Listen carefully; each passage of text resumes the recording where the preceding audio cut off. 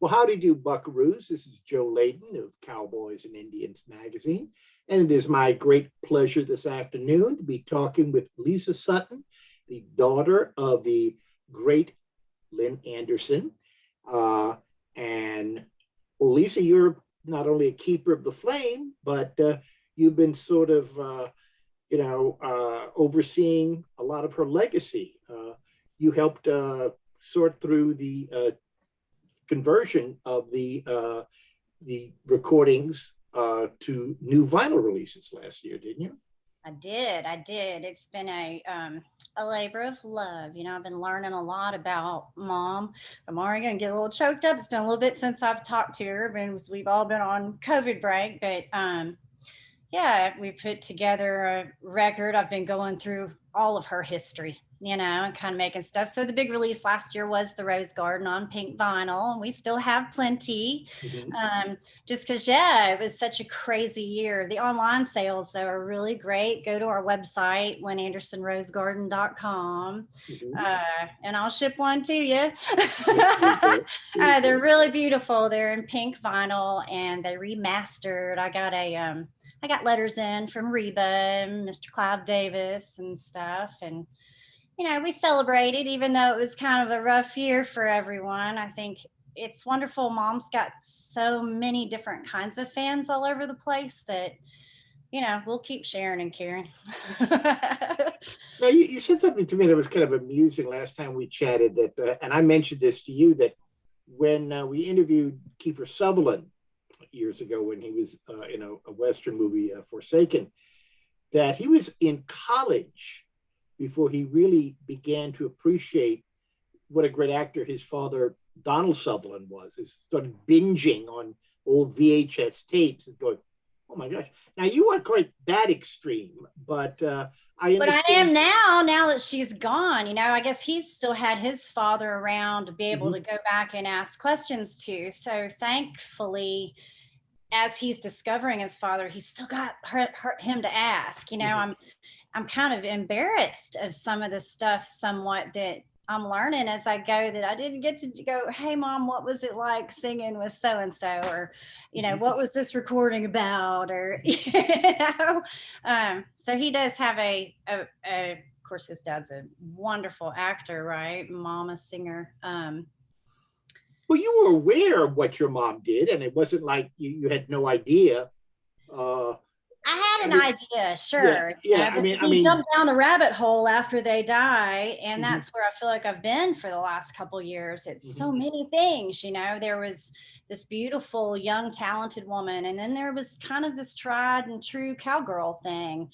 That's how I remember my mom more than anything, is from the horses. So I think my memories of it in my childhood are going to the barn or going to the shows. Not as much as her recording sessions and what she sounded like singing. I could have cared less. I wanted to hear Madonna and Duran Duran. I did, and sometimes she'd come listen to stuff in my room and be like, okay, she'd be back, Well, do you recall a particular song when you were going through this sentimental journey into the past, and you thought to yourself, my gosh, mom would really hit it out of the park? So many of them, Joe. That's what's just embarrassing a little bit, that I didn't hear her when she was here. I miss some of those amazing vocal performances, and I go and I discover it on YouTube again. And, not only do I get to hear the recording, sometimes I get to actually see her doing it. And sure, there's a ton of them that strike me simply because they were either written by my father or my grandmother. So that's unique to find, as far as my legacy goes on for her. It's really about the triage of this family of songwriters and recording performers, I got off train there. Sorry. I get so excited and nervous, Joe. So just bear with me. Now, you had some interesting and exciting sounding projects lined up for last year. And of course, what they say, you want to make God laugh, make plans. Well, COVID came along and disrupted all of our worlds, and there are certain things that you were not able to do, but you mentioned that. We're gonna keep working, right? I think everybody's getting back to work, like you said, we'll all get back up and keep going. and that you may not be able to do it this year, but next June 15th, you may be having a special occasion event in Tennessee. Well, we don't have anything planned yet for next June 15th. Next year is the MCAS Rose Garden's 50th anniversary. And so this past year for COVID was Mom's 50th. And so all those guys were going to come and support me. And then the plan was, sorry, I got a fly buzzing around there. Go away. I've got the door open. It's so beautiful in Nashville today. We've been working out in the garden, in the Rose Garden of all things. Of course.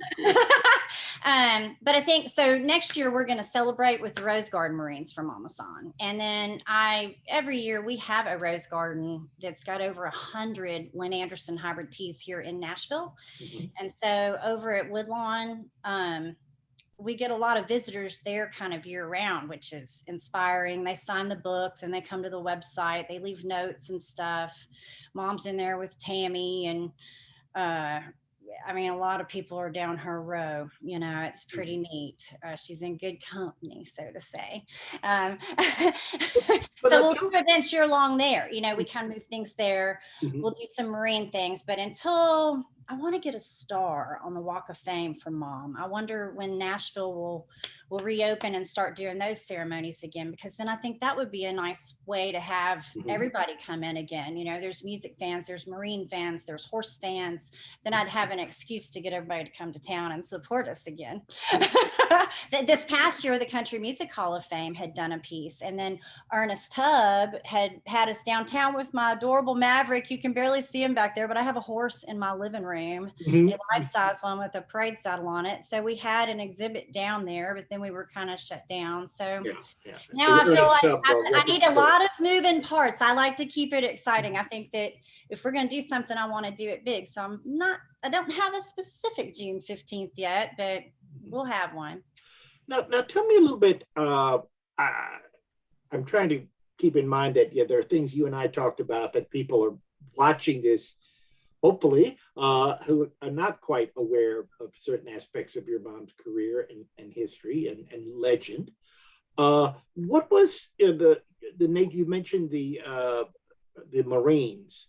What was she a USO performer for? And she toured a lot of Marine bases during. Well, she was an avid supporter of these guys. I kind of always knew that about Mom growing up. She was into cowboys and Marines, and she was very supportive and patriotic, horsewoman, tried and true cowgirl, I've always thought. So but these guys are a group of guys that were over in Vietnam. They served in 1972 and 73, and so Rose Garden was kind of a big hit then. It went number one, I believe, in 71, or actually at the very December of 70 was when it first became number one. But then the song kind of propelled. It was a huge song in country music.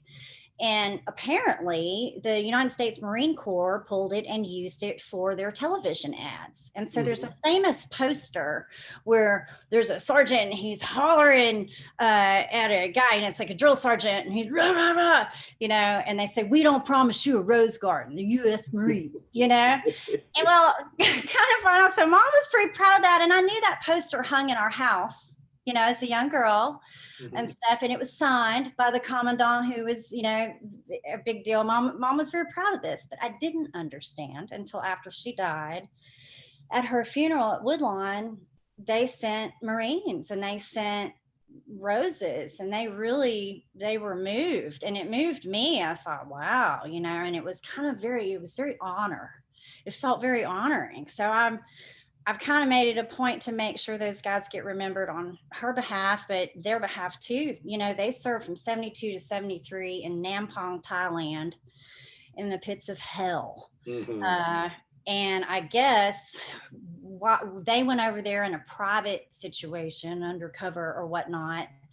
And at some point, as legend says, they hadn't named it yet because it was top secret. when one of the bigger guys flew in and started checking it out, he was sending back his notes to Washington under code name Rose Garden. Right. And so it ended up being called the Marine Corps Air Station Rose Garden. And so those guys, they've got a special place for Mom's song. They're all very familiar with her music. That song is apparently a little bit of an anthem. They invited me to their reunion after Mom died. And so Eric and I were like, let's go. That'll be really neat. You know, let's go find out what that part of her's about. And when I got there, the guys were all wearing T-shirts and stuff with the MCAS Rose Garden logo on it, with a big red rose in the middle. And then it had lyrics and stuff and Mom's name on the back. So again, I'm enthralled with them and how they show their pride and their honor. And they've really helped me kind of keep the baton a little bit. You know, it's a different type of morale. It's kind of like horse people, though. You know, those guys get together, cowboys stick together. So, but I would have never thought I'd have had a bunch of men that make me feel this good about my mom. You know, it's weird. It's hard to describe, but I'm going to support them until I die. Now, toward the end of her life, she was branching out and even different. I mean, she was a very multifaceted performer. She tried different kinds of music. And the last time I spoke with her was at the CMA Festival. And she had just recorded an album of sort of religious, you know, inspirational music. And indeed, I got to see her on a Sunday morning gospel show at the Grand Ole Opry, which was quite a celebration. And you took a lot of pictures there. And, you know what I'm talking about. It was a really uplifting show. What do you think was, you know, the influence on her for going out, branching out in that area? You know, Mom had been around the block. So she had, I think she had been up and she'd been down, and she'd been to a lot of rodeos and down a lot of highways. And her and Mentor, do you know Mentor Williams? Did you ever get a chance to meet Mentor? So brother of Paul Williams, you know, I run his accolades all day long. Mentor was pretty cool. But he wrote a song called Drift Away that Dobie Gray made a big hit out of. And he produced it, he wrote it. I mean, give me the beat, boys, and free your soul. Won't get lost in your rock and roll and drift away. And I'm not quite... I think it happened in the church out there in Taos, but I remember Mom calling and saying, hey kid, I'm going to do a gospel record, you know, and she'd been walking a pretty good path there for a while too. So I was like, well, cool. You know, she had never done one before. And so she had been performing for 50 years. She had had 50 full-length albums. And so at her 52nd or whatever, she decides to do a gospel record. And she said that she and Mentor had been working on Drift Away and making it a religious song. And I was like, wow, okay. And she came to town, and Bill Vorndick, who's an amazing producer, they were nominated for a Grammy for that record. So that was a big deal. But he put it together with her, and I did the art direction with a girl named Brecca Teeley. We made her look fabulous, and she sang her soul out. She really picked those songs. And then I guess that performance at the Opry, you know, it was during the fest, she was like, come on, kid. She always called me kid, you know, I said, come on, kid. You and Eric come out with me to the Opry. And I said, well, good, Brenda's hosting it. And Brenda Lee lives across the street from me here in Nashville. So I see Miss Brenda a lot. And so I was like, well, great, this is gonna be fun. And Mom's a big fan of Brenda Lee. You know, Brenda Lee was an icon for Mom. So I was real excited to kind of be going and putting that and seeing. Well, then that day, I guess we were all milling around backstage. Did you go backstage, or were you sitting out front? No, just sitting out front, enjoying the show. Well, so Brenda was emceeing, as you know, and they call it the Sunday morning gospel show, but it's actually at 2:00 in the afternoon. That's a very, very civilized time, I think. Well, yes, they'd all been there since the morning rehearsing and getting the set and the cues, sure, right? And so when we went, picked mom up, drove her out there at the Opry, went backstage, and mom had been living out in New Mexico for years. So going and doing the Opry was, she didn't do it as much anymore. She wasn't here. So we go backstage and she goes floating in there, and she had this dress on that was real white, and I was like, okay, it's pretty. I'd seen her wear it the day before for when we did a little picture. She decided she'd wear that. Well, then as she walked up to Brenda goes, honey, you look like an angel, and just embraced mom. And I mean, mom was just like, oh, really? So it's fun seeing mom get impressed by somebody, because, most people are walking around impressed with mom, for me. So I just fell out. And then I'll never forget, because later Brenda called me that week and she said, boy, your mom looks so beautiful. She just looks so angelic, Lisa. And I was like, yeah, she did. Well, as you know, she went out on the stage and she threw her shoes off, and they had that big choir. Bruce Dees brought the choir and put it behind her. And she had said, I'm getting to sing with a choir. She was pretty proud of that. Mm-hmm. And then as she went out, she performed the song. That I had come to the front where you were, I guess, and was on stage right, I guess, or left side. And Brenda kind of introduced me at some point there in the beginning, and then mom came out and did her deal. I videoed it, put it away. And then we went back, got her in the car and got out of there. And the whole way home, she said, Brenda Lee told me I look like an angel. Brenda Lee told me I look like an angel. Brenda told me I look like an angel. And we were like, yes, mom. Yes, mom. So it was just, it had been a real highlight for her. And then she died like the next month. I know. I mean, that was her last performance. So how crazy is that she got to have that experience? Uh-oh, my phone just texted. Let me quit that real quick. But yeah, how great, right? How magnificent. How lucky. Yes. How lucky. 50 years of performing, last performance on the Opry. Brenda Lee tells you how fabulous you look, and you nail it. We were both there. You and I were there.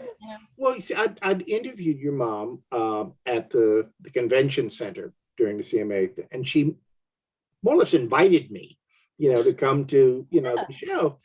Mom's and, like that, right? It's one of those things, there's a million and one things going on during CMA, but I thought, yeah, I'd be curious to see that. I mean, I hope they allow a sinner like me into an event like this, but fortunately they did.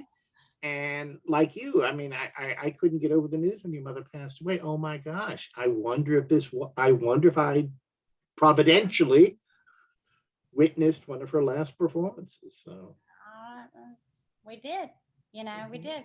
So, and I'll forever be grateful on the way she went out. I don't really have a problem with death anymore. I've lost everybody. And they've all just kind of done great things, and then they all kind of went out in good ways, and nobody suffered, and they're gone too soon. So now I'm left with a lot of unanswered questions, and I'm fine, going down my rabbit hole of songs and stories and chasing down things. I mean, I find handwritten notes where my father has written lyrics on gas station note paper when he's in his teens. My dad's in the Songwriters Hall of Fame now. I've got mom's turquoise collection. I've got Western art. We got Iron Eyes Cody's headdress. So at least I have a lot of fabulous things, but boy, do I have a lot of questions about so much of it. I wish I'd have paid more attention. Well, have you considered maybe establishing a sort of, I don't know if the term boutique museum is proper here, but maybe a house or something where you could put a lot of this stuff on display? We have toyed with the idea. I have a dear friend in Carolyn Tate who ran the Country Music Hall of Fame with Kyle for years, and she helped me with an exhibit down there that we did that was beautiful. And we thought about going downtown a little bit. It's pretty expensive downtown now. you know. Oh, yes. It really is, and it is magnificent. They're putting in some pretty neat places, the Johnny Cash, the Patsy Cline, but now I think it's really turning to the Luke Bryans and the Miranda Lamberts and stuff. Mm-hmm. So now I don't think we'll do a brick and mortar. I think I love the website. I'm really able to personally interact with her fans. Her fans are a little bit of an older base. They come on and they ask me questions. Funny though that I'm finding kids and grandkids too are mixing and mingling. The most action we often get now is on that Instagram, you know. So I think I'm gonna do like a countrypolitan keepsake hashtag or something, and just start like sharing blurbs of stories, and maybe try to do an online museum thing.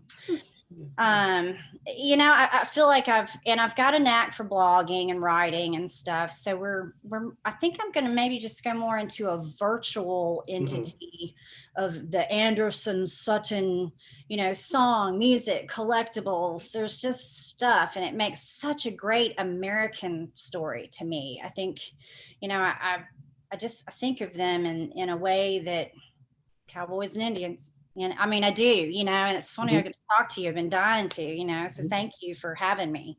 Because I think that my mother definitely represents some of that. Oh, know? Definitely. I do. I mean, with music and her horsemanship, or should I say horsewomanship? I mean, cowgirl, however you cowgirl, want to put it, you know. Mama would show up and ride, you know, and she loved it. It was a part of her life, you know. I've got 87 pairs of cowboy boots around here, you know, on display, because that's all the woman wore, you know. She was a cowgirl. Well, Lisa, it's been a lot of fun speaking with you again. Well, thank you.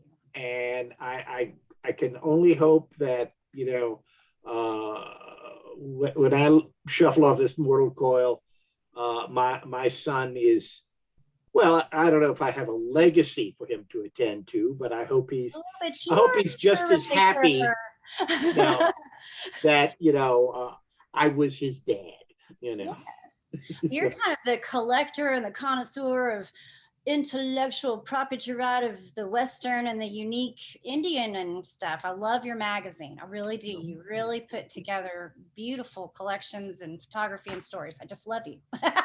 So well, thank you. Always glad to hear from a satisfied customer. Okay, well, you got one in me. So thank you so take much care and be safe. All righty, bye-bye.